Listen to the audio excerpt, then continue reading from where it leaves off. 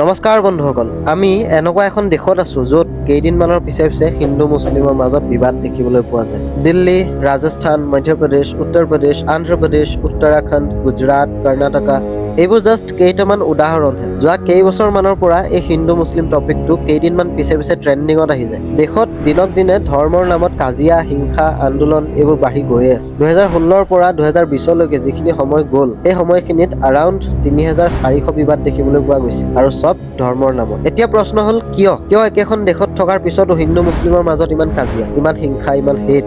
এই কাজিয়া, এই হিংসাৰ কাৰণ কি?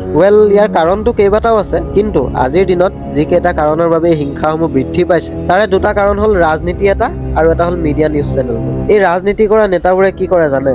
যেতিয়া হিন্দু নেতা এজনে ইলেকশ্যনৰ আগত ভোট খুজিবলৈ যায়, তেতিয়া তেওঁ এই হিন্দু ধৰ্মৰ মানুহখিনিৰ আগত মুছলিম মানুহখিনিৰ কথা অকমান বেয়াকৈ কয়। আৰু যেতিয়া মুছলিম নেতা এজনে ইলেকশ্যনৰ আগত ভোট খুজিবলৈ যায়, তেতিয়া তেওঁ ভাষণ দিওঁতে মুছলিম মানুহখিনিৰ আগত হিন্দু ধৰ্মৰ মানুহখিনিৰ কথা অকমান বেয়াকৈ কয়। তেওঁলোকে এনে কৰাৰ বাবেই মানুহৰ মাজত ধৰ্মক লৈ হিংসাৰ ভাৱ বাঢ়ি যায়। আৰু আমাৰ নিউজ চেনেলবোৰেতো যিটো কাম কৰিব লাগে সেইটো নকৰেই। একত দুই কোৱাৰ অভ্যাস আজিৰ নিউজ চেনেলবোৰৰ। ক'ৰবাত হিন্দু মানুহ এজন আৰু মুছলিম মানুহ এজনৰ মাজত যদি কাজিয়া এখন হয়, তেতিয়া নিউজ চেনেলবোৰে সেই ঘটনাটোত আৰু অকমান মছলা লগাই দিয়ে, মানে আৰু অকমান কিবা কিবি জইন কৰি মানুহক দেখায়, যাতে ভিডিঅ'টো অকমান ইণ্টাৰেষ্টিং হয়। আৰু ভিডিঅ'ৰ ওপৰত থাম্বনেইলত এনেকুৱা এখন ফটো লগাব যেন হিন্দু মুছলিমৰ মাজত যুদ্ধহে চলি আছে। সেইকাৰণেতো ভাল মানুহে আজিকালি নিউজ নাচায়। বন্ধুসকল, আমি স্কুলতে শুনি আহিছো, শিকি আহিছো যে মানৱ ধৰ্ম আটাইতকৈ শ্ৰেষ্ঠ ধৰ্ম। এজন হিন্দু হোৱাৰ আগত বা এজন মুছলিম হোৱাৰ আগত এজন ভাল মানুহ হ'বলৈ শিকিব লাগে। তো আজিৰ ভিডিঅ'টো ইমানেই আছিলে বন্ধুসকল। যদি ভিডিঅ'টো ভাল লাগিছে তেন্তে চেনেলটো ছাবস্ক্ৰাইব কৰি ল'ব। আমি লগ পাম আমাৰ নেক্সট ভিডিঅ'ত। তেতিয়ালৈকে গুড বাই।